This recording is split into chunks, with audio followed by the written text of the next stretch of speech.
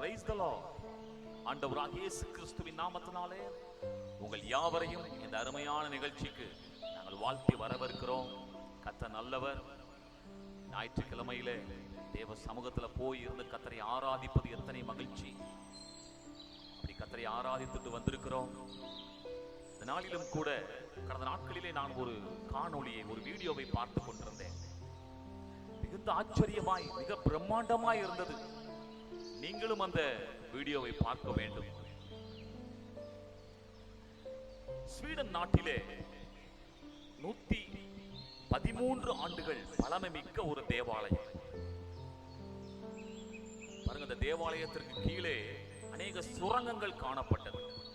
சுரங்க வேலை நடைபெறுவதனாலே மேலே காணப்பட்ட இந்த தேவாலயத்திலே அநேக பிரச்சனைகள், பாருங்க, மிகுந்த ஆபத்தான நிலையிலே இந்த தேவாலயம் காணப்பட்டது.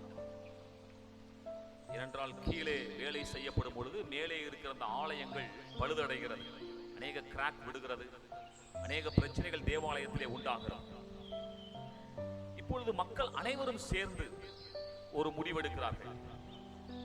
இந்த ஆலயத்தை என்ன செய்யலாம்? இடித்து விடலாமா?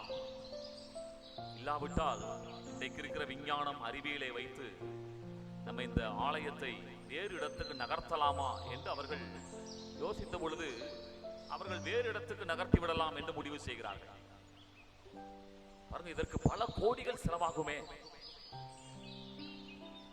அப்பொழுது மக்கள் அனைவரும் எவ்வளவு பணம் செலவானால் என்ன, ஆலயம் நமக்கு இதே ஆலயம் வேண்டும், வேறு இடத்திலே இது நகர்த்தப்பட்டு வைக்கப்பட்டு நாம் அங்கே நாம் ஆராதிக்க வேண்டும், அப்படி ஒரு முடிவை எடுக்கிறார்கள்.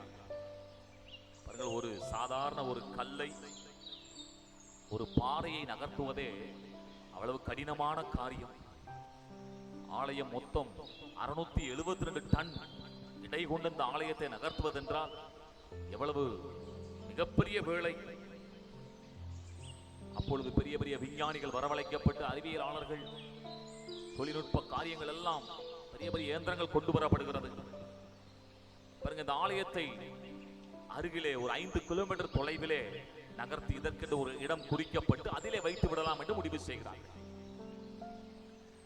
கிட்டத்தட்ட 2 நாட்கள் ஆகும் என்று இதற்காக எல்லா காரியங்களையும் அவர்கள் திட்டமிட்டு, இதற்கான செலவு மட்டும் 8700 கோடி நம்முடைய இந்திய மதிப்பிற்கு யோசித்து பாருங்கள். இதற்கு செலவிடப்பட வேண்டும் என்று முடிவு செய்யப்படுகிறது. அதற்கும் அவர்கள் தயாராக இருக்கிறார்கள். ஏனென்றால் செலவு ஒரு பொருட்டே அல்ல, எங்களுக்கு தேவை இந்த பழமை மிக்க இந்த தேவாலயம் வேண்டும். பாருங்க, இந்த சம்பவத்தை பார்ப்பதற்கு பல தேசங்களிலிருந்து மக்கள் அப்படியே குவிகிறார்கள்.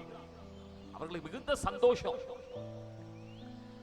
எவ்வளவு பணம் செலவிடப்படுவது ஒரு பொருட்டல்ல, ஆனால் இந்த ஆலயம், அதே பிரம்மாண்டமான பழமையான இந்த ஆலயம் ஒரு புதிய இடத்திலே வைக்கப்படுகிறதே, அப்படிங்கிற ஒரு பெரிய சந்தோஷம். பாருங்க,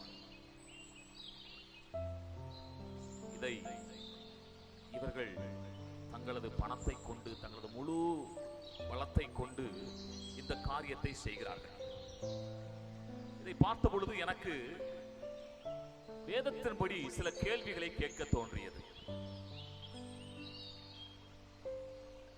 1 கொரிந்தியர் 3:17 ஆண்டுடைய வார்த்தை இப்படி சொல்லுகிறது: ஒருவன் தேவனுடைய ஆலயத்தை கெடுத்தால் அவனை தேவன் கெடுப்பார்.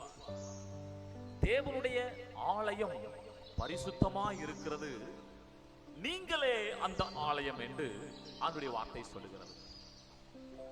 ஆனால் இவர்கள் சொல்லுகிறார்கள், இந்த பிரம்மாண்டமான கட்டிடம், இந்த ஆலயமே ஆலயம், இந்த ஆலயத்தில் நாங்கள் வழிபட்டால் தான் எங்கள் ஆராதனை கடவுளுக்கு பிரியமாய் இருக்கும், இந்த ஆலயம்தான் வேண்டும் என்ற காரியத்திலே இந்த ஆலயத்தை இப்படி பல கோடிகள் செலவு செய்து இந்த ஆலயத்தை முக்கியத்துவப்படுத்தி இந்த ஆலயத்தை நகர்த்தின அந்த காரியத்திலே எனக்கு இந்த வேத வார்த்தையின்படி ஒரு கேள்வி எழும்புகிறது. இந்த பிரம்மாண்டமான ஆலயமா ஆலயம்? ஆனால் வேதம் சொல்லுகிறது, நீங்களே அந்த ஆலயம், நாம் தான் ஆலயம் என்று ஆண்டவருடைய வார்த்தை சொல்லுகிறதே. இன்னும் சொல்ல வேண்டுமானால் அப்போஸ்தலர் 17:1 அங்கே பவுலும் சீலாவும் அந்த அம்பிபோலி பட்டணத்தையும் அம்போலோனியா பட்டணத்தையும் கடந்து தெசலோனிக்கே பட்டணத்துக்கு வந்தார்கள். அங்கே யூதருக்கு ஒரு ஜெப ஆலயம் இருந்தது என்று படிக்கிறோம். அன்றைக்கு அப்போஸ்தலர்களும் ஜெப ஆலயத்திலே ஊழியம் செய்தார்கள். ஜெப ஆலயம் இருந்தது. அங்கே என்ன நடந்தது? அங்கே ஜனங்கள் கர்த்தருக்கு நேராக திருப்பப்பட்டார்கள். ஜனங்களுக்கு கர்த்தருடைய வார்த்தை போதிக்கப்பட்டது. ஜனங்கள் தங்கள் ஆவிக்குரிய காரியத்திலே வளர்ந்தார்கள் என்று சொல்லி நாம் வேதத்திலே படிக்க முடியும். அப்படியானால் வேதத்தின்படி அருமையானவர்களே, நாமே தேவாலயமாய் இருக்கிறோம். தேவாலயம் என்பது நமக்கென்று தொழுது கொள்ளுவதற்கு ஒரு இடமும், தேவனுடைய காரியத்திலே ஆவிக்குரிய காரியத்திலே வளர்வதற்காக ஒரு இடமுமாகத்தான் அது காணப்படுகிறது. இந்த ஸ்வீடன் நாட்டிலே அவர்கள் செய்தது போல இந்த பிரம்மாண்டமான ஆலயத்தில், இந்த ஆலயத்தை இத்தனை கோடி செலவு செய்து அதிலேயே நாங்கள் ஆராதிப்போம், இந்த ஆலயம் மிக முக்கியமானது, ஆலயமே முக்கியமானது சொல்லி நினைத்துக் கொண்ட அந்த மக்களை போல அல்ல. ஆண்டுடைய வார்த்தை சொல்லுகிறது, நாமே தேவ ஆலயம். யோசித்து பாருங்கள், இந்த 8700 கோடி ரூபாய் செலவு செய்த இந்த தேவாலயத்திற்கு இந்த பணத்தை கொண்டு எத்தனை தேவாலயங்களை கட்டலாம். ஏன் நான் இப்படி கூட சொல்லுகிறேன், அந்த தேவாலயத்தையே அங்கே இடித்து விட்டு புதிதாக இன்னும் இதே போல பல தேவாலயங்களை கட்டியிருக்கலாமே. ஆனால் பாருங்கள், அவர்களுக்கு அந்த கட்டிடம்தான் ஆலயம், பிரம்மாண்டமான பழமையான தேவாலயம் தான் ஆலயம் என்று நினைக்கிறார்கள். ஆனால் வேதம் அப்படி சொல்லவில்லை. நாமே தேவாலயம். தேவ ஜனங்கள் கூடியிருக்கிற சிறிய இடமாய் இருந்தாலும் அதுதான் தேவனை ஆராதிக்கிற சமூகமாய் மாறுகிறது.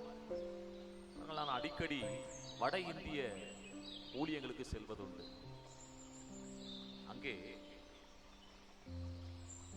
இப்பொழுது நீங்கள் பார்க்கிற இந்த படமானது ஒரிசா மாநிலத்திலே பாருங்கள், அந்த ஆலயத்திலே கூரைகள் கூட சரியாக இல்லை. அந்த கூரைகள் வழியாக வெளிச்சம் உள்ளே விழுகிறது. அங்கே உட்கார்ந்து ஜனங்கள் கர்த்தருடைய வார்த்தையை கேட்கிறார்கள், கர்த்தரை ஆராதிக்கிறார்கள். அந்த மக்கள் தாகத்தோடு கூட வந்து ஆராதிக்கும் பொழுது அவ்வளவு மகிழ்ச்சியாய் காணப்பட்டது. இதுவும் தேவாலயம்தான். இதுவும் அன்றைக்கு அப்போஸ்தலர்கள் செய்தது போல அங்கே ஜனங்களை தேவனுக்கு நேராய் வழிநடத்தும்படியாய் தேவ சமூகத்தை அவர்கள் உணர்ந்து ஆராதிக்கிற ஒரு இடமாய் காணப்பட்ட இடத்தை போலத்தான் தொடர்ச்சியாக இது ஆந்திரா மாநிலத்திலே ஒரு தேவாலயம்.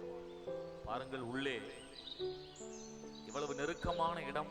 மேலே பார்க்கிற கூரை ஒரு தார்பாயினாலே போடப்பட்டிருக்கிற கூரை. நான் போயிருந்த நேரத்திலே மழை பெய்து கொண்டிருந்தது. இங்கே தேவன் உலாவுகிறார். ஜனங்கள் உண்மையாய் தேவனை ஆராதிக்கிறார்கள். பாருங்கள், அந்த மக்கள் வெளியே எவ்வளவு உற்சாகமாக தேவனை ஆராதித்து வந்திருக்கிறோம். பாருங்கள் அருமையானவர்களே, ஆலயம் என்ற உடனே நாம் கட்டடத்தை நினைக்க வேண்டாம். நாமே தேவாலயமாய் இருக்கிறோம். நாம் எங்கே கூடி கர்த்தரை ஆராதிக்கிறோமோ அதுவே தேவ சமூகமாய் தேவாலயமாய் காணப்படுகிறது. இதை விட ஒரு முக்கியமா ஒரு பெரிய ஒரு காரியம், இது மேற்கு வங்காளம் காரக்பூர் என்கிறதான ஒரு பகுதியிலே ஊழியம் நடைபெறுகிறது. ஆலயம்தான், சபைதான். பாருங்கள், இது எந்த கட்டடமும் இல்லாத ஒரு நிலையிலே கர்த்தரை ஆராதிக்கிற ஒரு இடம். ஒரு மரத்தடியிலே கர்த்தரை ஆராதிக்கிறார்கள். பாருங்கள், அந்த ஜனங்கள் எவ்வளவாய் ஒரு சூழ்நிலையிலே கர்த்தரை ஆராதிக்கிறார்கள் பாருங்கள். ஆனால் உண்மையாய் கர்த்தரை ஆராதித்து கர்த்தருடைய வார்த்தையை கேட்கிறார்கள். ஆகவே அருமையானவர்களே, இந்த நாளிலும் கூட தேவ சமூகத்தில் நம்ம எல்லாரும் இன்றைக்கு இந்த காணொளியை நம்ம பார்த்தோம். அந்த ஸ்வீடன் நாட்டிலே 8700 கோடி ரூபாய் செலவு செய்து ஒரு ஆலயத்தை நகர்த்தி அந்த ஆலயத்திலே கர்த்தரை ஆராதிக்க வேண்டும் என்கிற அந்த வைராக்கியம், அது தேவனுடைய வார்த்தையின்படி தேவாலயமா? ஆண்டவருடைய வார்த்தை சொல்லுகிறதே, நீங்களே தேவாலயம்.